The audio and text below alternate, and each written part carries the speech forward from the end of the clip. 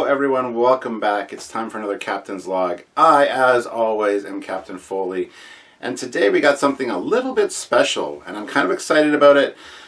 This part of the episode, I'm actually filming a day in advance of actually going to this place, but I wanted to share this with you guys because it's something I've been meaning to do for a while. There is a gentleman by the name of David Hirsch. He is a dentist, and his practice, Aurora Borealis Orthodontics, is in Aurora, Ontario, which is about 2 hours from London, from where I live. So me and my good friend Michael Friedis are going to be going down there for this Captain's Log and getting our teeth done. I'm just kidding, we're not doing that. You're wondering, why are we going to go see a dentist? Well, because this dentist actually collects screen-used Star Trek props, and his dental office has all of these, well, a lot of these props on display. He's actually got some recently that are not on display.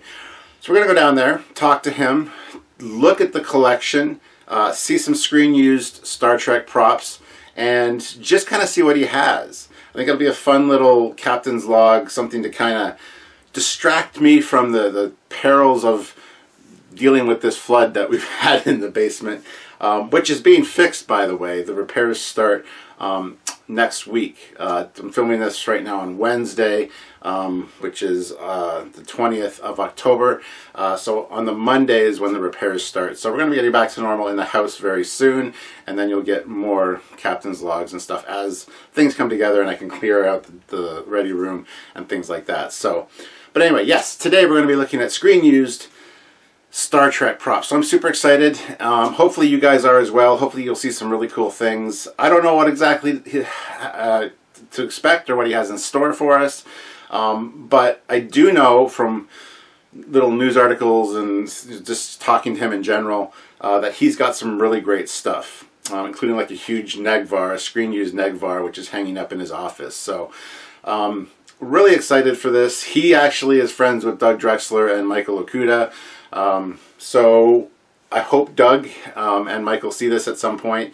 I will be sending Doug the link probably. So anyway, that's it. It's going to be about a 2-hour drive down there, and hopefully it's going to be a great video. I think it's going to be, but I wanted to film this prior just so I wasn't rushing because we have to leave pretty early tomorrow morning, and you know, I'm hoping that it's going to be a good time. So strap in, enjoy the ride, hit that like button, make sure you're subscribed to the channel, and just have fun, guys. Any comments you have down below about anything you see in the upcoming video, by all means, put it down there.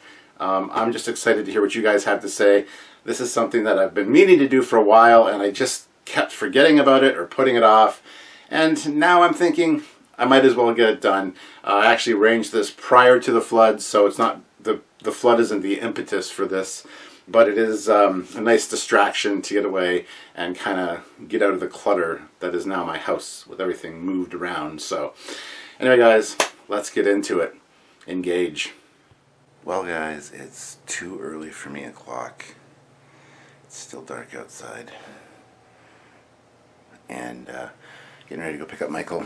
We'll grab some food and be on our way. So hope this is a fun adventure, because I got up early for this, so it better be good.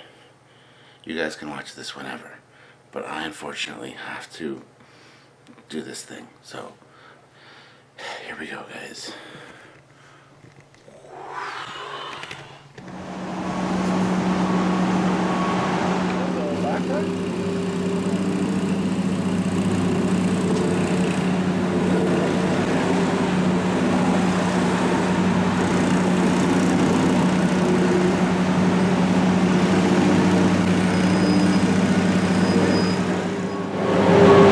Well, we're here, we've arrived in Aurora, Ontario, so we're going to head in soon and check out all the Star Trek screen-used props. Sorry that there's construction and buses, and you know, of course there is. But Michael is here, he's behind the camera. Here, I'll just take the camera. You can see Michael. Michael will be helping me on this journey. He wants to get a look at some of this stuff, and he's going to be cameraman, so at least for part of it. So, yeah, I mean, we're here, we arrived. Hopefully it'll be a good time. There's a lot of really good, cool stuff here, so looking forward to it.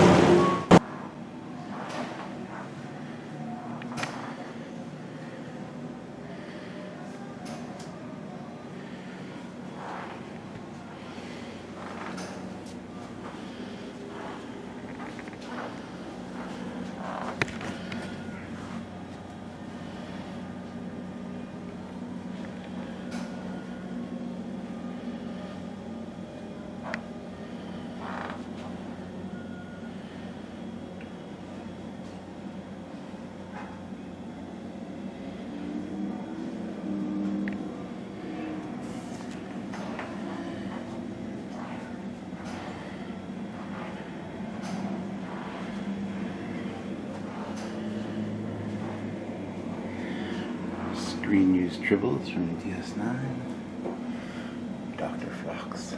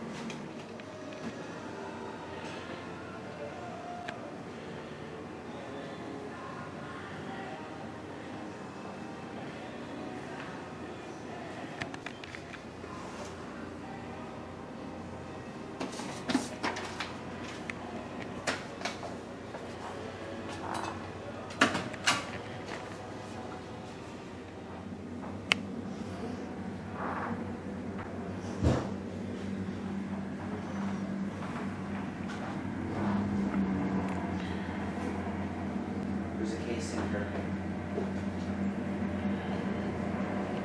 Right. And I'm going to lock up one of the, I bring the pliers from the office. Then I'm going to lock it up. We'll keep the keys up here.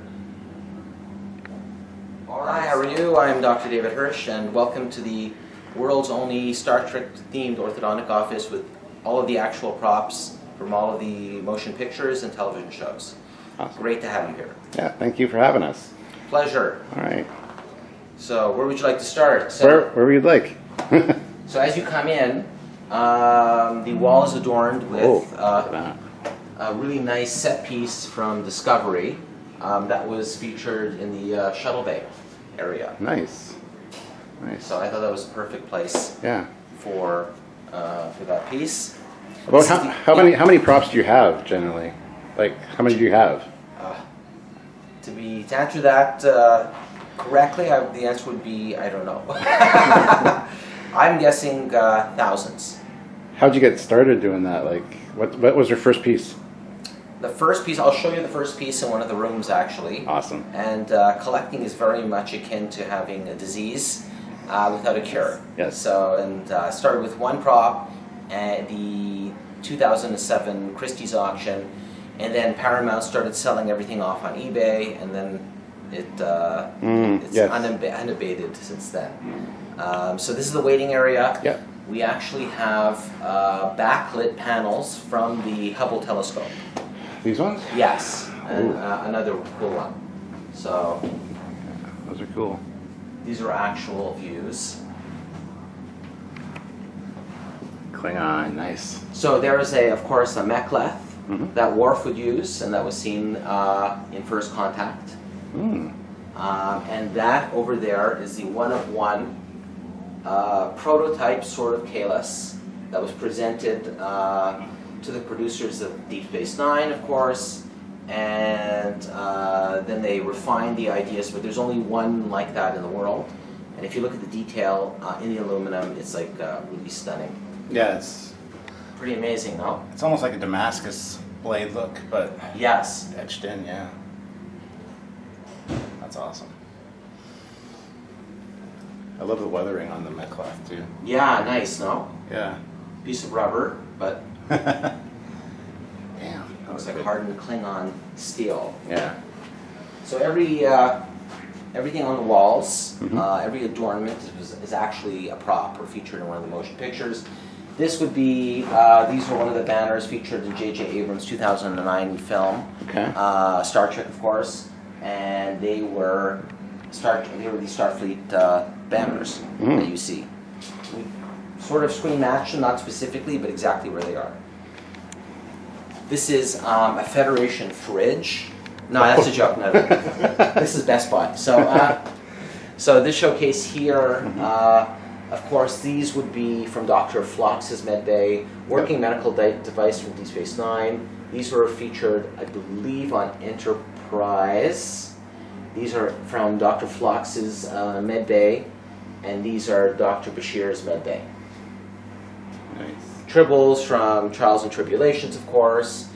These are pads from Next Generation. I I think that's Voyager. Functional Xindi panel from Enterprise. This, I believe, is from Voyager. This is functional again, I believe, from Voyager. And that would be Bashir. This is the glass Wesley drank from on Next Generation, and it made a mess on his shirt. There's a hole in it. Okay. These are Borg arm prosthetics. And another device, I believe, from Voyager. These are concept models, and a model designed to block the shot. So form core models, and before they actually took out the big ships, they would block the scenes with these. Okay. Awesome. So this is the IKS Nagvar. There were about 3 or 4 ships that were created. I think only 2 exist. One was a 32-foot ship that was designed to be in scale with the Defiant that they had. This is the largest one in existence. This is the first time you see the Nagvar in DS9 from above. That is the ship, so it could be screen matched to that scene. Nice. Love to see the top detail, but the top is not detailed. Oh, is so it? it's designed to see from below. Okay. And in terms of the size and scale and scope to overwhelm, of course, the Cisco and everyone else on the station. Wow. Those are, that of course is Keenzer, screen used appliances from the 2009 motion picture. The outfit isn't screen used, but the appliances are. Okay. Created by Josh Harlow, who won an Academy Award for makeup effects. And that is one of the aliens from Star Trek Beyond. 50 new aliens for that movie to celebrate the 50th anniversary of Star Trek. Oh, is that right? Yeah. I didn't know that. Yeah, they created 50 new ones. Those back there are exceptionally rare. They didn't make it. They made it to shots that didn't make the final cut. On the left would be the Gorn, That's awesome. and on the right would be the Salt Vampire. That's impressive. So, and again, those were created by the Academy Award team, winning team from 2009. Heavy as heck in terms of the bases. It's amazing. Yeah. You've asked me, this is the largest public display of Star Trek screen use props in Canada and one of the largest in the world. And so you asked me what my first prop was, and that is the hand over there. And that mold was used, it was injection molded to create all of the hand appliances for Jerry Ryan. Oh, nice. Next Jerry to Ryan's it, hand. Jerry Ryan's hand. And those little cylindrical sort of shaped appliances, or containers rather, would be her fingertips. They used a polyvinyl siloxane type of rubber-based material that doesn't shrink, so they could reuse it.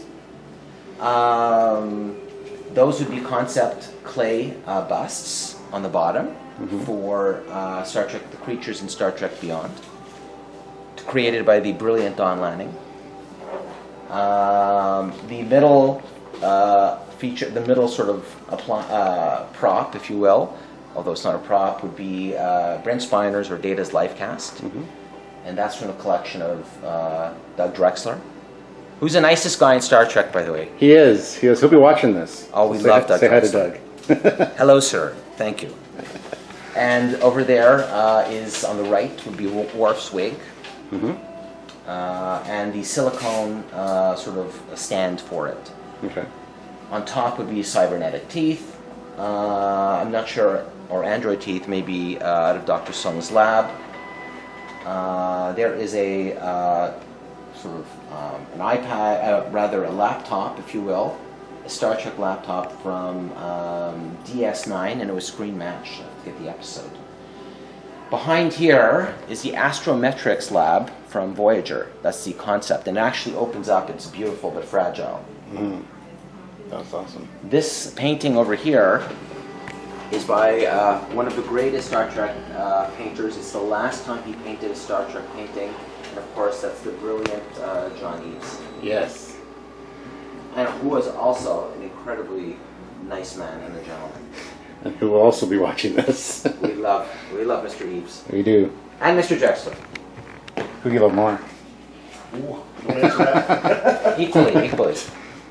What's this then? So this is a Zindi panel from Enterprise. It's Degra's ship console, and it's amazing. We saw a smaller version, and it's amazing how they light up after all these years. Mm-hmm. So maybe I'll just shut the light off. Oh yeah, that works better. Pretty cool. That is neat. I have so much artwork. We don't have enough space here at the house and at the other office to put it all up. And you said you got a lot of stuff at your house too. Well, I've got a storage facility for the burglars. Private storage facilities around the province. There you go. There you go. He loved the ship, but he described it as the head of the tail. He's an Italian gentleman. I go, no, that's the bridge, and that's The other way around. aft. Yes, and but he did a great job illuminating it and replacing the And it'll start here. bridge console from the Enterprise E, Oh, that's like cool. near engineering. And they all seem to have that little buckling. Over time, they used a 3M type of adhesive that maybe delaminates over time. Mhm. But I don't want to touch it. Just Yeah, it adds to the character. Yeah. And you replace the lighting with LEDs. less hot. Pardon me? LEDs are less hot. Yes, So, exactly. Yeah. So if we're looking up there, that would be Chris Pine's helmet from the 2009 movie, Hero, and stunt sort of phaser. That was a 3D printed phaser that the actors would carry around. Mhm. On the second shelf would be Sir Patrick Stewart's bust, and they made all of his, or most of his appliances off that. You can see the different colors. Mm-hmm. Geordie's stunt visor. We also have the Hero visor in an undisclosed location. Those are again from Star Trek Beyond. Again, great makeup appliances, all silicone. Yeah, they're really impressive. Captain Kirk's credit card there. That would be a miniature from DS9. I forget the episode. I have to look that up. Baseball cap. Baseball cap, crew cap from the 2009 movie, and then we have banners from 2009 and Discovery, Klingon banner from Discovery. Ship featured in, there's a famous scene, Yeah. Binary People. So that's a little shuttle that was screen used on Next Generation. Yeah. More ships that haven't been identified yet, but were supposed to be from Next Generation. Okay. Again, Enterprise, Tribble from DS9. That's the only non-Star Trek prop. Of Yeah. course, everyone had a crush on Wilma Deering, including myself, so she's up there. These would be this would be a Mako and Klingon, I believe. Mako and Vulcan phaser from Enterprise. Yeah. This canister would be from the Next Generation, and these sort of lucite graphics would be from Discovery, Yeah, those are cool. right off the set. Yeah. Different canisters from I'll have to get around here. Sorry. Next Generation. Again, more appliances from Keenzer. That would be the stand-in bust for Locutus of Borg. And carrying canisters. One from Discovery and one from, I believe, Next Generation. Yeah. I would have guessed TNG. This over here is it's been screen matched. It's from Chris Pine's shuttle just before he bangs his head in the 2009 movie. And for a 15-second sort of like look at it, take a look at the incredible detail. So we got it to light up Yeah. and restored it. That's impressive. These would be concept drawings by one of the greatest concept artists in history, Ralph McQuarrie. And these are for Star Trek 4, of course, all hand-drawn. I love the colors, and it's from McQuarrie, so. Mm-hmm.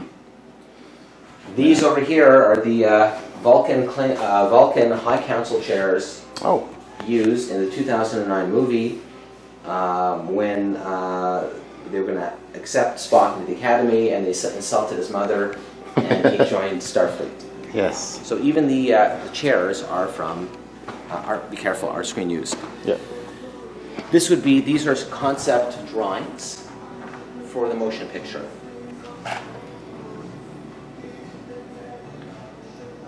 That's awesome.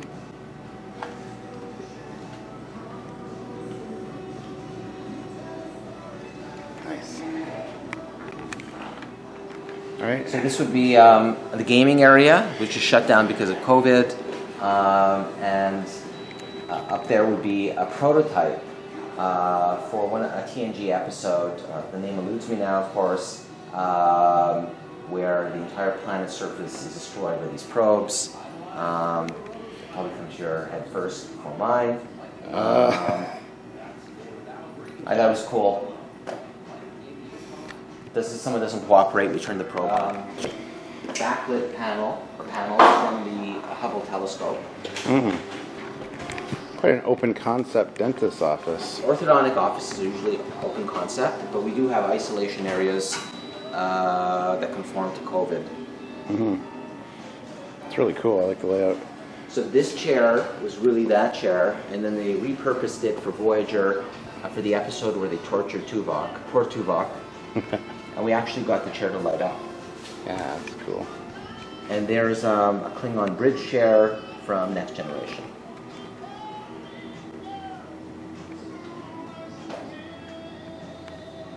Very nice. Let's go. This is the records room. Oh. Okay, what are we looking at? So we're looking at an engineering component that was featured many times from Enterprise Okay. and on the Enterprise. What I really liked about it is usually props are resin based, Yeah. and this is like milled steel and aluminum. Yeah. So it's a heavy duty prop that's been well used and well seen. Above that would be medical canisters and containers from Dr. Phlox's med bay. Different molds for characters in Voyager. This would be a Ferengi Yeah. sort of console. I think they were navigational. Yeah, I think and so. This was from the episode The Remarkable Okuna. So that was The outrageous Okuna. The outrageous, very good. The Yes. outrageous Okuna. These are actually the chairs from Tin Man, Tin Men. Yep. and they were designed pre-CGI to melt into the ship. Wow. So I have a bunch of those. And again, a flight operations manual from Enterprise, Yeah. and more Macquarie original sort of drawings. This is where we take braces off in this room in isolation areas. Wow, this is impressive. Oh, thank you. It's great to have you here. All right. So, over in that corner would be a component for Mr. Spock's jellyfish ship. Oh, okay. All this stuff I don't even recognize. Behind you would be even the artwork from that would be from Tuvok's private room, Okay. and even the artwork. I mean, they spent a lot of time doing this stuff. Mixed media, heavy duty. This, of course, other than the ship, this would be another centerpiece. This is a screen used. You can come around right here. Borg alcove. Screen used Borg, alcove, and Borg. And it actually came with the Christie's tag.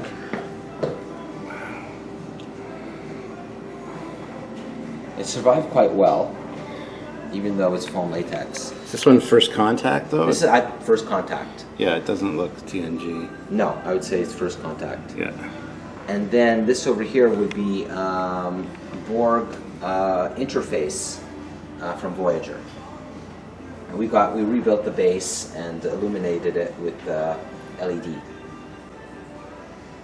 That's so neat.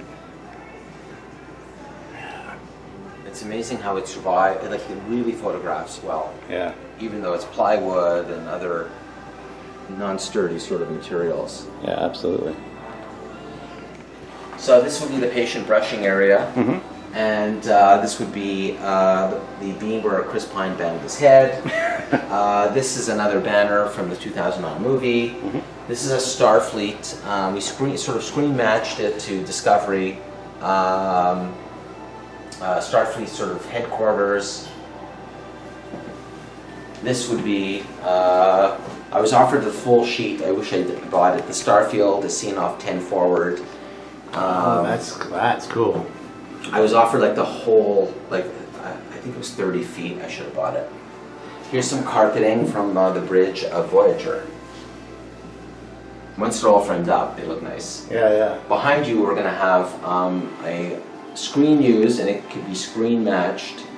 I have to get it framed. Klingon hull from Next Generation. Wow. This is a close-up. Alexandra Siddig's chair. Oh, nice. Some Shatner autographs.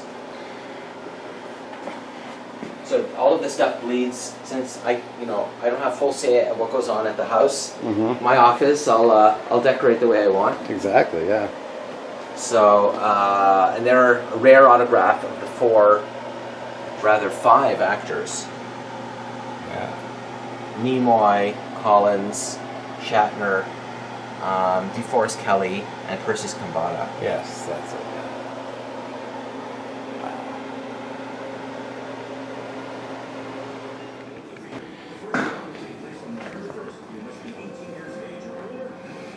Yeah.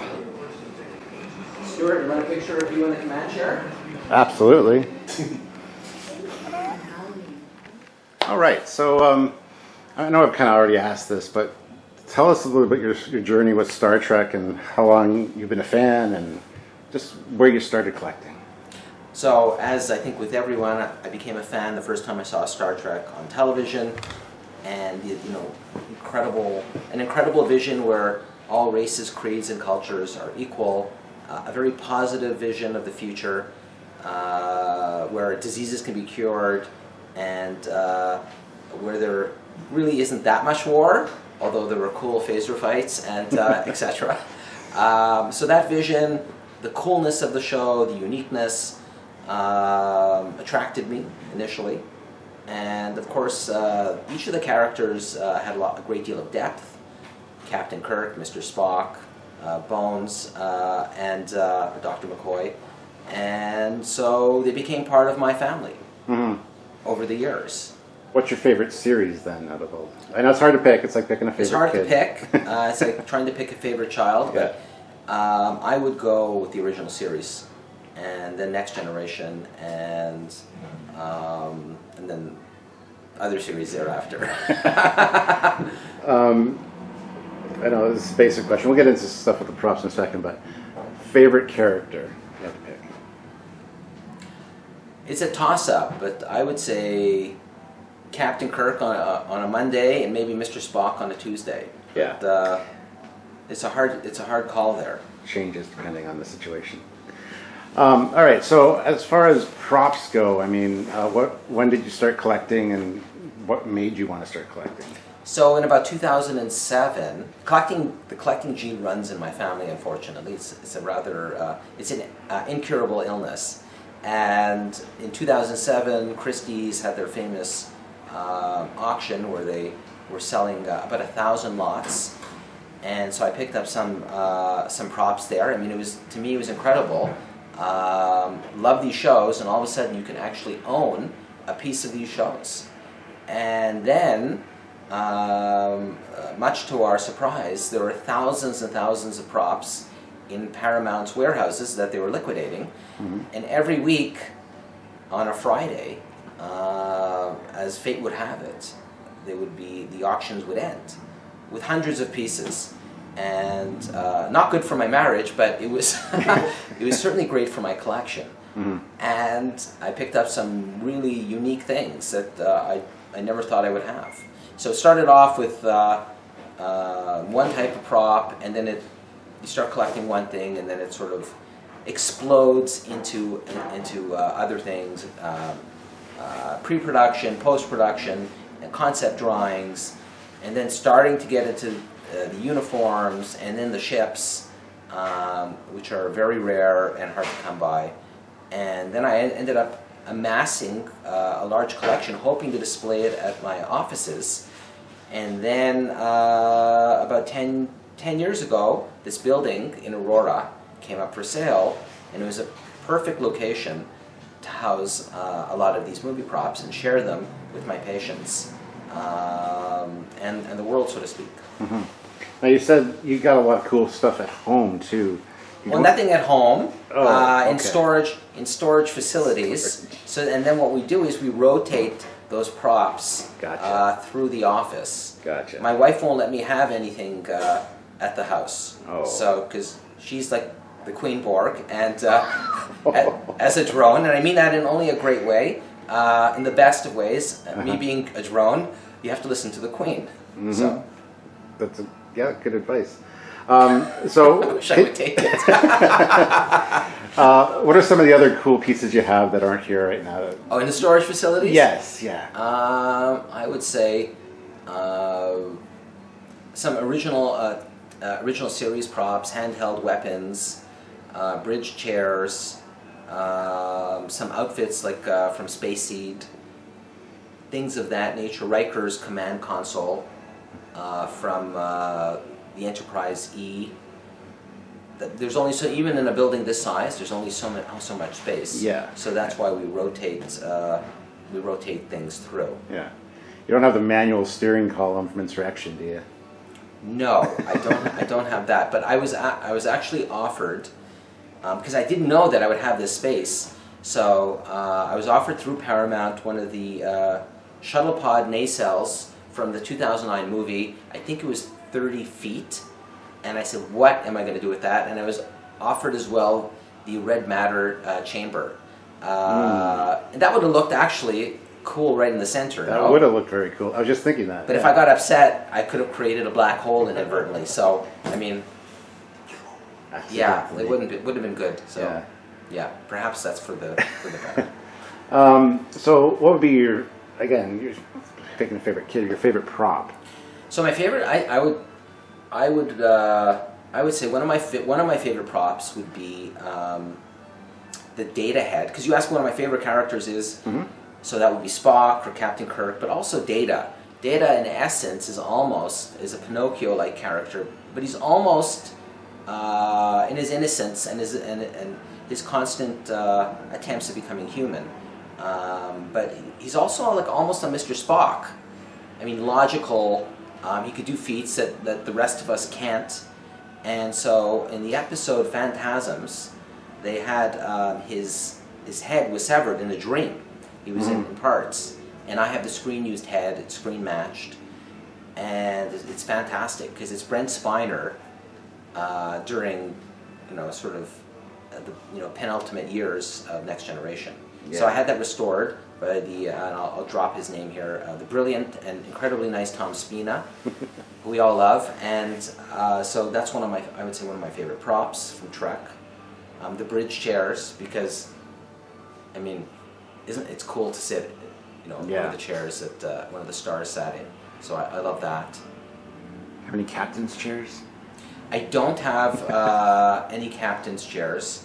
I left that to the Paul Allens and other people shelling out $50,000-$60,000 or more in terms of funds. Yeah. Because all of these things are quite costly. Yeah, I would imagine so. Yes, 100%. So we got new Star Trek on the air. We've got Discovery. We've got Strange New Worlds coming up. We've got Picard. We've got Lower Decks. You're obviously a fan of all these as well? You're watching these? I'm watching. I love all Star Trek. I'm watching all of them to varying degrees. We have props from Discovery, as you filmed. I love Picard. It's anytime we get to see Sir Patrick Stewart, it's a good day. They were interested actually in using, without getting into specifics, one of our props for their series. So I thought that was cool. I almost got on television. Almost. Well, I for that show. Yeah. Now Toronto is just next door, essentially. Do you think do you want to be on an episode of Discovery or something if they're filming? I wouldn't say no. Oh, but yeah, I wouldn't either. That would be cool.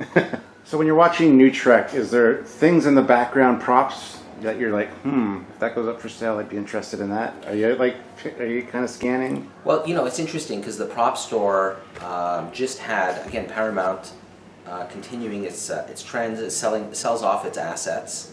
And so the prop store, although now it's far more expensive than the earlier days on eBay, had an auction. And so I picked up a few things for the office. And we do have set deck from the show. So yeah, when the opportunity, but it's very costly now. Everything, collecting in general has gone through the roof. Yeah. When you pay $1.2 million for a propped up market for a Nintendo cassette, that's really worth 50 cents. The market is insane at this point. Yeah. And I assume watching older episodes, you're like, I have that one. It's cool to see it. So when I did recognize that we owned all of the bridge shares from the Enterprise featured in the Undiscovered Country, I thought that was cool. In fact, I read up all my charts that are either location sitting on one of those chairs, and it's quite comfortable. So it's cool. There's a coolness factor when you sort of span television or movies, and it becomes reality. All right, well, thank you very much for allowing us to come and take a look around. Hopefully our viewers here will really like it. And if you want to tell them where you're located or your contact information if you need an orthodontist. Just saying. Thank you. First of all, I want to thank you gentlemen for coming all the way from London. Not London, England, but London, even further, London, Ontario. Sam couldn't make it. He's over in England, so. Hi, Sam. Wish you were here. And so we are an orthodontic office. We have all of these things to make people comfortable, make it sort of a unique experience, but of course we pride ourselves on the work we do here. We're at 15185 Yonge Street, and we are accepting new patients and older patients, and we look forward to seeing everyone. That's right. All right, well, thank you so much, and live long and prosper. Live long and prosper.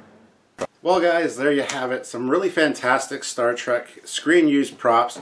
He does have a lot more that he rotates in and out of the collection. So when he gets more, he wants to have me back. Plus, he's got a huge selection of Marvel props and stuff that he's putting into another office. So it's going to be all Marvel themed. So I'm excited to maybe cover that for Fleet Yards. Let me know in the comments section what you saw, what you liked, what you didn't like. Even if you want to see the Marvel stuff, let us know in the comments section down below. Please, if you want an orthodontist and you're in the Aurora or Toronto area, by all means, give him a call. Let him know you saw him on Trekyards. And if that's what you need, if you need an orthodontist, why not? Let's help him out. Not that he needs it, because it looks like he's got quite the collection. So anyway, guys, thank you so much for watching. It has been a day. I am home now. And anyway, it's time to get to editing this thing. So subscribe to the channels, the Trekyards and the Captain Foley personal channel. Like the video, share it around, and also check out some other videos by us as well. So until next time, guys, I'm Captain Foley. Live long and prosper. See you later.